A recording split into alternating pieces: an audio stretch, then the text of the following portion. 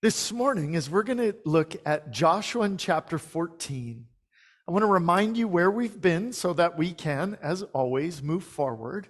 And where we've been these last few Sundays was camping out in Joshua chapter 13, in which we read the words, Joshua saying, hey, much of the land remains yet to be taken. And as we read through chapter 13 and into the book of Judges, we saw summaries of how it said the people went into the land, and while they had the victory proclaimed before them, they failed to walk in them, those being the promises of God.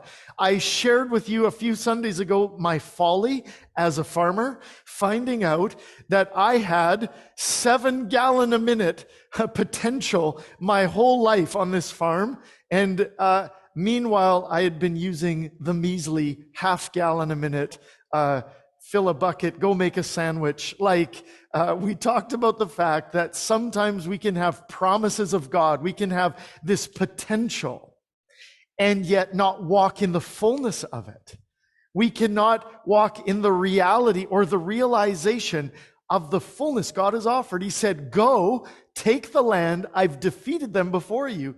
And yet, for whatever reason, some it said, the enemy persisted in living in the land. Others, it said, they put into slavery and made them hewers of wood and ones that would gather their water. But for whatever reason, instead of following the fullness of the Lord and taking the full victory of the Lord, they chose to leave the enemy in the land, an enemy that would eventually be a snare, an enemy that would be a distraction, and they compromised and fell short of the fullness that God had called them to. We looked last Sunday at the fact, again, much of the land remains. We looked last Sunday at the fact that when God was calling them to move in and move forward, that God did not simply want their lip service nor be made to obey. God was not wanting to make them obey. He wanted a heart that would lay down, surrender, and submit to Him.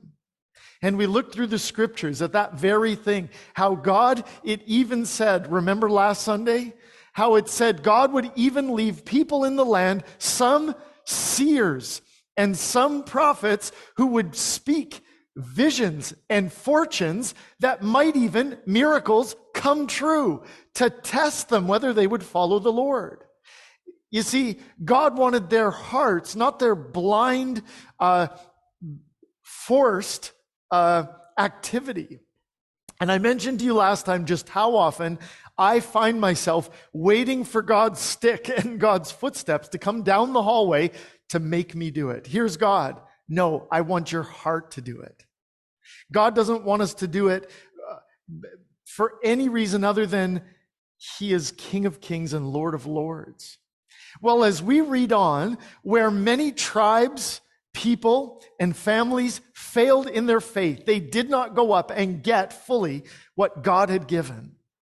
There are stories of those who did. And this morning we want to look at the life of Caleb, someone who's been present all the way through, and yet, while we've read his name and read over his name, we've not stopped and highlighted who he is and what he was doing during that time. And in chapter 14 of Joshua, we're going to read fully this morning about Caleb.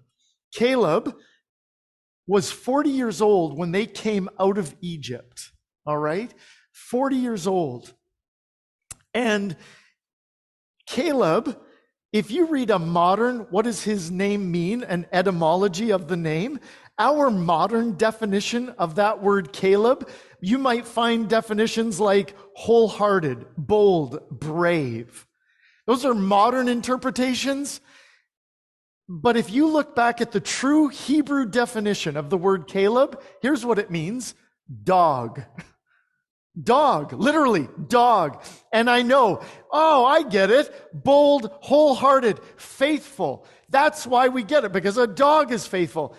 Think again, because if you read the Hebrew, it's not just a dog, it's a dead dog, okay? A dead dog who, or in reference to a person who is the lowly of the low. Think about this. It was the Hebrew father who would name their child. And this child would have been named at a time when their entire family were slaves to Egypt, forced to work in camps of slavery. And at that time, he may have well felt that his son was born into the lowest of the low circumstances, treated like a dog, treated worthless, inhumane, and utterly helpless. And yet it's this Caleb, a dog, who through it all remained in one point and place that I hope this morning would be both an encouragement to you as it has been to me this week. That if there's a standout thing that we're going to see in Caleb's life, it's an expectancy for God's sufficiency. God's efficient too, let me tell you. But listen, an expectancy for God's sufficiency. So important. That no matter what happened to his circumstances, no matter what happened to the people around him, whether they believed or didn't believe, whether they encouraged or hated, here's Caleb, an absolute expectancy for God's sufficiency in whatever God says he will do, or whatever God tells you to do. I'm going to go to Numbers in chapter 13, and I want to remind you of what happened, again, probably familiar verses, after they had gone in to spy out the land, Caleb being one of those who went in. It says in Numbers 13, verse 25, when they returned from spying out the land at the end of 40 days, they proceeded to come to Moses and Aaron and to all the congregation of the sons of Israel in the wilderness of Paran at Kadesh. And they brought back word to them, to all the congregation, and showed them the fruit of the land. Thus they told them and said, we went into the land where you sent us. It certainly does flow with milk and honey, and this is its fruit. Nevertheless, the people who live in the land are strong, and the cities are fortified and very large. And moreover, we saw the descendants of Anak there. Amalek is living in the land of the Negev, and the Hittites and the Jebusites and the Amorites are living in the hill country of the Canaanites. I just want to side note, notice why you never read the word Mennonite, because they're unconquerable. Just note that. I'll say it every time. Unconquerable. You didn't see Mennonite there, but yes, the Hittite you did, and the Canaanite, living by the sea and by the side of the Jordan. Numbers 13, verse 30. Then Caleb quieted the people before Moses and said, we should by all means go up and take possession of it, for we will surely overcome it. But the men who had gone up with him said, we are not able to go against the people, for they are too strong for us. So they gave out to the sons of Israel a bad report of the land. Now, notice Caleb standing firm in the fact that what God had said, he knew God would do. And yet all gave bad report. Part of that report, there we also saw Nephilim, verse 33. The sons of Anak are part of the Nephilim. And we became like grasshoppers in our own sight. And so we were in their sight. They were terrified of what was there.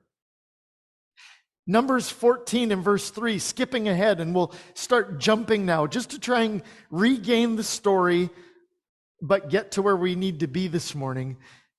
Numbers 14, verse 3, why is the Lord bringing us into this land to fall by the sword? Our wives and our little ones will become plunder. Would it not be better for us to return to Egypt? So they said to one another, let us appoint a leader and return to Egypt. Moses and Aaron fell on their faces in the presence of all the assembly of the congregation of the sons of Israel. Joshua, the son of Nun, and Caleb, the son of Jephunneh, of those who had spied out the land, tore their clothes, and they spoke to all the congregation of the sons of Israel, saying, the land which we passed through to spy out of Israel, saying, is an exceedingly good land. If the Lord is pleased with us, then he will bring us into this land and give it to us, a land which flows with milk and honey. Only do not rebel against the Lord, and do not fear the people of the land, for they will be our prey. Their protection has been removed from them, and the Lord is with us. Do not fear them. But all the congregation said, to stone them with stones. Then the glory of the Lord appeared in the tent of meeting to all the sons of Israel. And the Lord said to Moses, how long will this people spurn me? And how long will they not believe in me, despite all the signs which I have performed in their midst? You see, the people had seen all the signs. How many times have we said? You can see all the miracles, and yet while you might believe God that he exists, it does not mean you're prepared or have yet put your faith in him. You can come to church, attend the meetings, read the Bible, memorize verses, sing all the songs. And just because you know God, and perhaps you've even witnessed or heard the testimony of God in the miraculous work he's done in people's lives, don't forget, everyone, it doesn't mean you've put your faith in him yet. What's faith?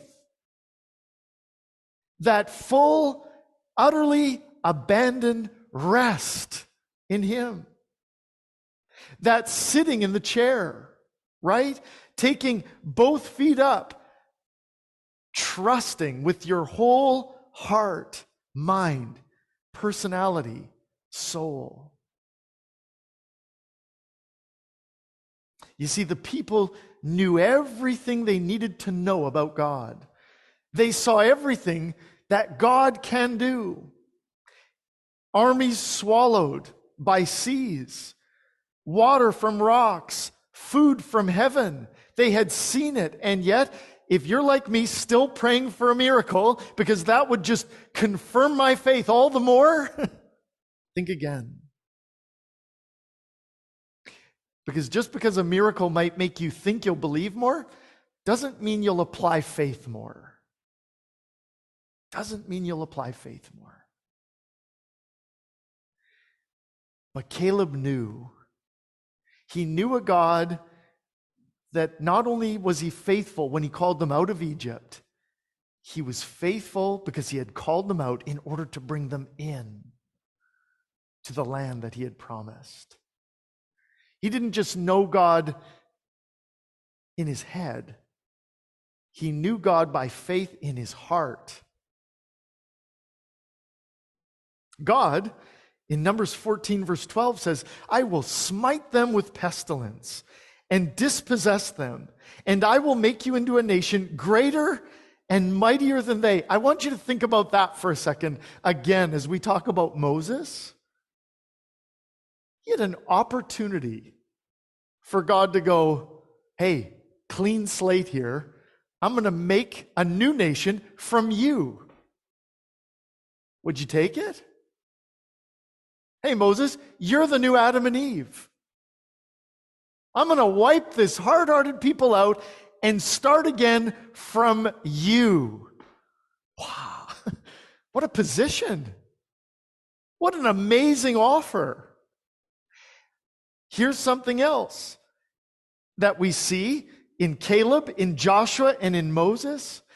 And if there's any encouragement this morning, you could ask this, because that would be an incredible, I don't know, what would you even begin to call it? I'm going to start with you. Clean slate. Honor? Could you even call it that? Scary? I just heard. That's scary. I'm already concerned about the genetics I've passed down to my kids. I'd hate to think what would unfold from there, right? Man, scary. Great word on it. Listen to Moses' response. This says everything. If you want to know where Moses, Caleb, and Joshua were coming from. Numbers 14. But Moses said to the Lord, let me read verse 12 again. I will smite them with pestilence, dispossess them, and I will make you into a nation greater and mightier than they. Listen to Moses' response. Here it is. But Moses said to the Lord, then the Egyptians will hear of it, for by your strength you brought up this people from their midst. And they will tell it to the inhabitants of this land, and they have heard that you, O Lord, are in the midst of this people. For you, O Lord, are seen eye to eye, while your cloud stands over them. And you go before them in a pillar of cloud by day, and a pillar of fire by night. Now, if you slay this people as one man, then the nations who have heard of your fame will say, because the Lord could not bring up this people into the land which he promised them by oath, therefore he slaughtered them in the wilderness. But now I pray, let the power of the Lord be great, just as you have declared. The Lord is slow to anger, abundant in loving kindness, forgiving iniquity and transgression, but he will by no means clear the guilty, visiting the iniquity of the fathers on the children to the third and fourth generations. Pardon, I pray, the iniquity of this people according to the greatness of your loving kindness, just as you also have forgiven this people from Egypt even until now. What was greater to Moses than the honor of being the next Adam? What was more important? The testimony of God. Hey, God, that'd be a great honor and all. And if we read back, remember Exodus? To be honest, I kind of hate these people too.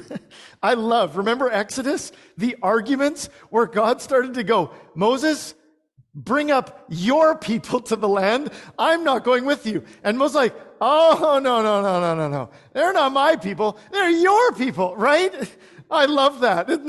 Now they're trying to pass the people off on whose hard-hearted kids these are. I love it.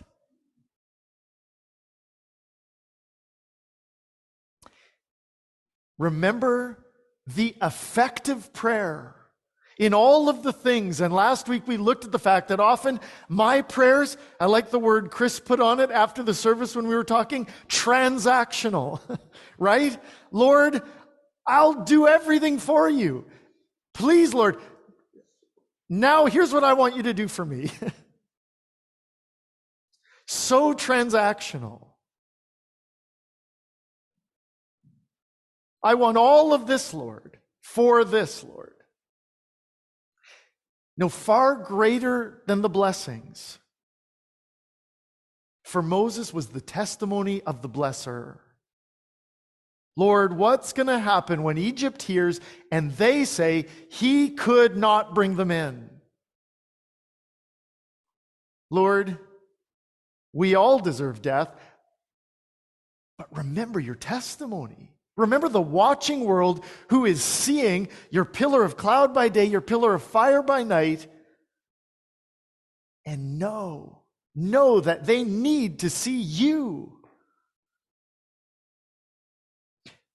Have you come to the place where the blesser is greater than the blessings? Where the gift giver is greater than the gifts? Where his testimony is greater than the honor he may bestow, whatever platform or position? Have you come to the point and place where you realize that the prayer of the effective follower in faith bases their prayer on who he is? Not what I want. Lord, remember your name. How many times do I fill my prayers with the words, for your name's sake, Lord? As opposed to my ease of days, Lord, and my annoyance, Lord. And like David, would you please crush my enemy's head against the rocks, Lord? Right? For your name's sake, Lord. Wow, first and foremost. Well, we know as it goes on, in Numbers 14, verse 20, we won't read it for time's sake. Here's what God does. He pardons his people. Why? Not because they deserved it, but because he preserved his testimony for the watching world. And sometimes I see that very thing in me. But he said this, indeed as I live, Numbers 14 verse 21, all the earth will be filled with the glory of the Lord. Surely all men who have seen my glory and my signs, which I performed in Egypt and in the wilderness, yet have put me to the test these 10 times and have not listened to my voice, shall by no means see the land which I swore in their fathers, nor shall any of those who spurned me see it. But my servant Caleb, because he's had a different spirit and has followed me fully, I will bring into the land which he entered, and his descendants shall take possession of it. What did Caleb have? A different spirit. A spirit that didn't just see, he had faith to believe. He was ready to rely. Action. That's the great test of faith, everyone. Belief. Today we live in a world that says, hey, you believe what you believe, I'll believe what I believe, and we'll all get along. Be careful. Be careful. Because just because you believe it doesn't make it real. We could do a little test, and we could go to the top of the roof here, and we could say hi to the creatures that like to burrow holes in the wall. And afterwards, we could go out, and we could say, okay, I want each and every one of you to believe you can fly. And then push each one off. It'll be the true test of the Gabriola Fellowship Church. The other test is not using the ferry anymore, but just walking across the water to get to Nanaimo. But as we push you off, we'll give you full opportunity. And at Gabriola Fellowship Church, we don't discriminate. You can believe you can float or fly. We welcome all. We welcome all. And just before I say, believe, push you off. And listen, you can even believe hard. I really believe it. I don't know what that means sometimes, right? Pray hard. Okay, I'm really praying now, right? Just because you believe it, does it make it real? No, because when I kick you off the roof, what's going to happen? You're going to realize that however much you believe you can fly, you put your belief in the wrong place. Oh, but guess what? Just because you believed it doesn't mean you put your faith in it yet. Because if you had faith in it, I wouldn't need to push you. Faith in your belief that you can fly means you'll jump. And I'll tell you what, when you jump, God is very good at letting you fall so you can realize just how foolish you are. I love the times in the scripture when God says, I will bring your abominations upon you. It's like the people craved idols, and God said, oh, you want idols, do you? I'm going to let Babylon, the most idolatrous nation of all, consume you and take over you. You want idols? Here's idols. Oh, but from there, you're going to realize your need for me. You're going to realize what you left behind. If you want to fly, doesn't matter how much you believe. Doesn't make it real. Doesn't make it work. Doesn't make it right. If you really want to fly and you're aware of your own inability, here's what you do. You go to the airport, you get on a plane, you put your faith in an object that has the ability to lift you off the ground. And today, God is offering that opportunity that we might put our faith in Him to do what we cannot do. That's Caleb's faith. God says he followed fully and had a different spirit. That was a spirit that didn't just see, didn't just believe, but acted. He acted. And it didn't matter what people said, how many stones they picked up. Where they failed, his faith reigned all the more. Don't turn there for time's sake, but like always, it takes me about, 3/4 of the sermon to get to the actual passage we're in. Listen, one more verse outside of Joshua before we get to Joshua. Deuteronomy 1, verse 34. The Lord heard the sound of your words. Here's a summary of exactly what happened. The Lord heard the sound of your words, and he was angry and took an oath, saying, not one of these men, this evil generation, shall see the good land which I swore to give your fathers, except Caleb, the son of Jephunneh. He shall see it, and to him and to his sons I will give the land on which he has set foot, because he has followed the Lord fully. The Lord was angry with me also on your account, saying, not even you shall enter. There's another one we can get into later, another one that I like to see our forefathers of faith, while they were writing these divinely given books, you see their humanity kind of come out. And in Deuteronomy, 3 or 4 times you hear Moses say these words, and the Lord was angry with me on your account. And the Lord was angry with me on your account. And the Lord didn't let me into the land on your account. And when you get to the very end of Deuteronomy, you know what it says? And the Lord says, and Moses, by the way, you didn't treat me holy. And it's like there's that little subtle blame. And then at the end of the book, God's like, no. You know why you're not going in. You know. But Joshua and Caleb would be allowed in. And again, it says, because he's followed the Lord fully. Now, turn with me to Joshua 14 and verse 1. All that to get to Joshua. There we go. Joshua 14 and verse 1. In the midst of all often what seem like dry genealogies and divisions of land, it starts in verse 1 with, now these are the territories which the sons of Israel inherited in the land of Canaan, which Eleazar the priest and Joshua the son of Nun and the heads of the households of the tribes of the sons of Israel apportioned to them from an inheritance, by lot of their inheritance as the Lord commanded through Moses, for the 9 tribes and the half tribe, for Moses had given the inheritance to the 2 tribes and the half tribe. And you get the idea. It's going to start describing again borders and divisions and lots that were given to all the tribes of Israel, along with the half tribes of Manasseh. But when we get to verse 6 of Joshua 14, listen to what it says. Then the sons of Judah drew near to Joshua in Gilgal, and Caleb, the son of Jephunneh, the Kenizzite, said to him, you know the word which the Lord spoke to Moses, the man of God, concerning you and me in Kadesh Barnea.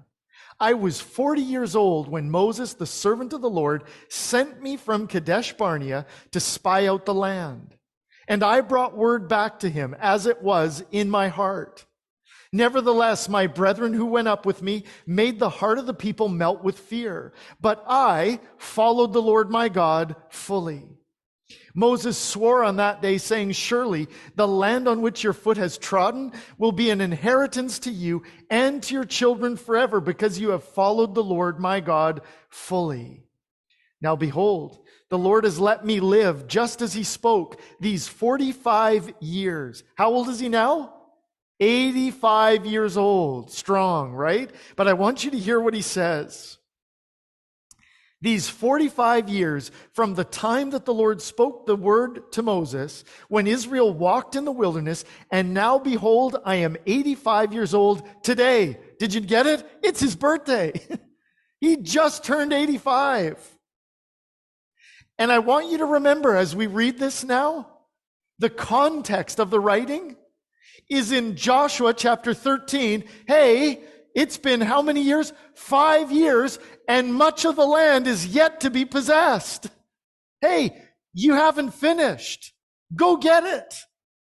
Here's Caleb, 85 years old today. It's his birthday. Verse 11, Joshua 14. I am still as strong today as I was in the day Moses sent me. As my strength was then, so my strength is now for war and for going out and coming in. Now then, give me this hill country about which the Lord spoke on that day.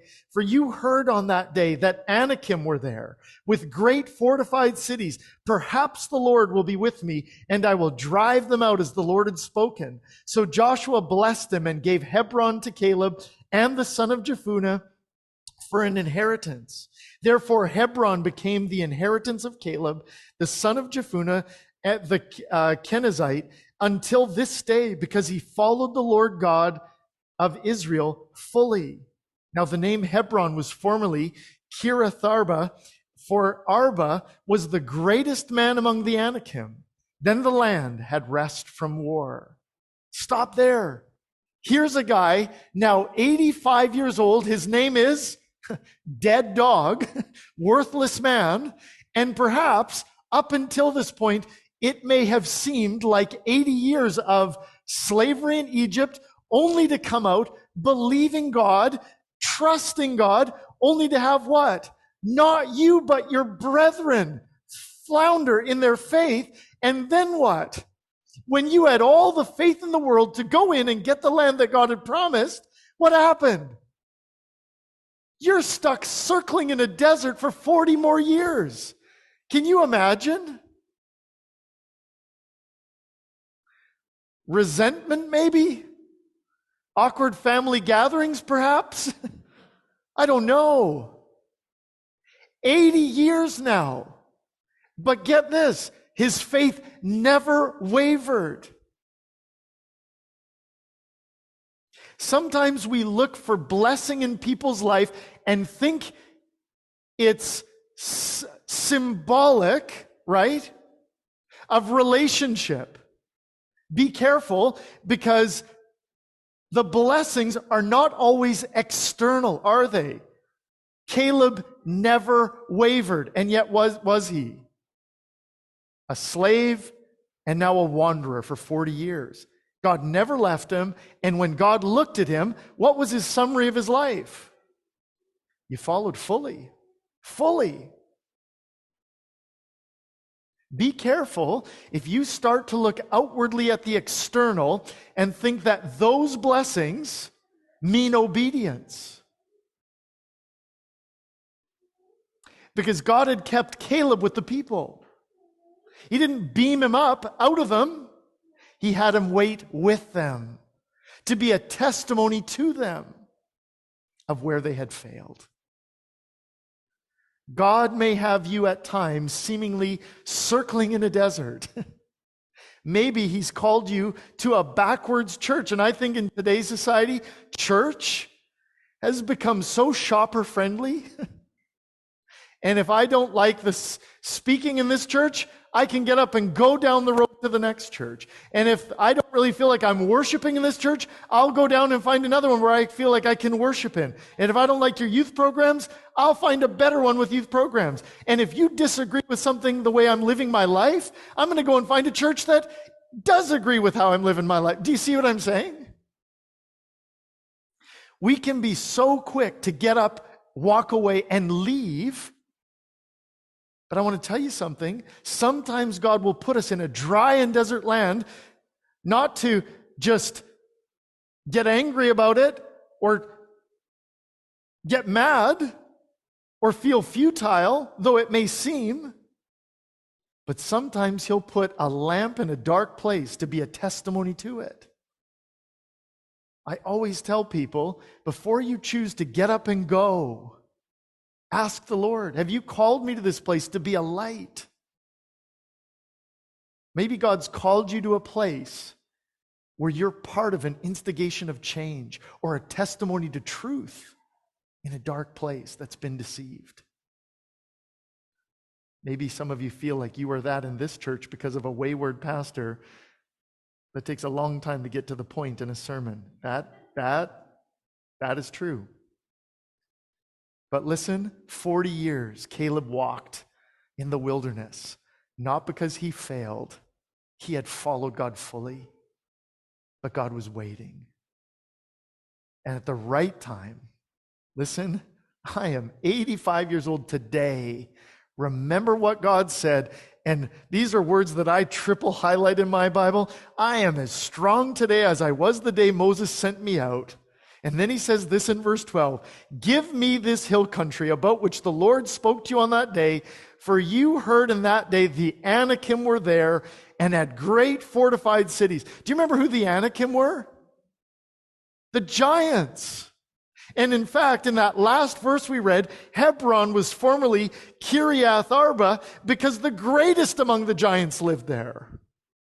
When everyone else is falling and floundering in their faith, here's Caleb at the age of 85, probably like a young Eric at the back there, who's like, let me at him.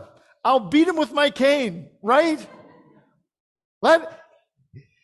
He was still ready to go. Everyone else is falling away. And he's like, let's go. Give me the giants. I want them. I don't want just any land. God said, where my foot had gone and where my foot was in the midst of the giants, and to the giants I'm going. What does he say? Who knows? Perhaps the Lord will be with me and will drive them out as the Lord has spoken. Did he waver? No, he had as much faith as ever.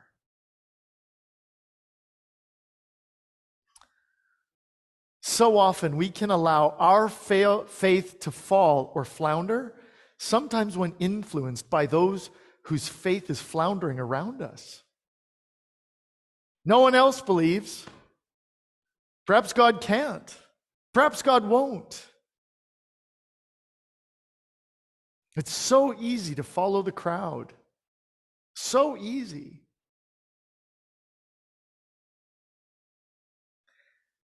But Caleb, a man named and had a life perhaps some could say as good as a dead dog, worthless, lowest of the low, he followed God fully. And it did not matter what others said, what others did, where others went. He held fast in a heart that did not just believe, but he had faith. And even at 85, was ready to run. Because he had a life filled expectantly ready for God's sufficiency. Hey, if God said it, he can do it. And I'm ready to receive it. Today, as we leave this building, your bedroom with your cup of coffee, you at home, Bedside Baptists as they're known, as you leave whatever venue you might be in at the moment, your comfy slippers. Here in the congregation, I note the fashion is knee-high rubber boots. That's island life. Ask yourself this. Today, do I believe? Oh, because we've all heard, we've all seen, and in a church like this, perhaps we've all read. But that doesn't yet mean I've had faith. Do I have faith in the God I've read about, I've heard about, I've seen about? As we go out these doors, do I walk with an expectancy in his sufficiency? If he said it, he'll do it. And if he sent you, he'll be enough for you wherever he takes you. Even if that means circling in a desert while you're watching a whole generation. Those were his classmates. All the men of fighting age, while you watch a whole generation die.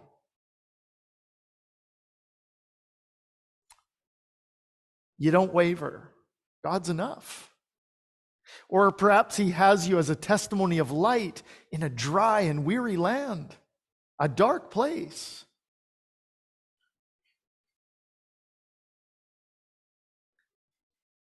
Don't let others distract you from that which is your good, that which is your strength, and that which is your hope. That it is he who can do all that I cannot. It is he who promised the victory, a victory that he said, I have won the battle. It's not something for you to achieve for me in my name. It's something for you to receive as a gift from me. Go and get it. Go and get it. or perhaps in our transactional prayer life, what God can do for me has become more important than the testimony that he can bear through me, which is worth all suffering, hardship, and hurt. Because I'd so much rather than be the next Adam, what an honor, have the watching world see a faithful God whose hand is righteous and just and able to save, yes, even the hard-hearted like those who tested him in that place. A God who can save even those like me, right?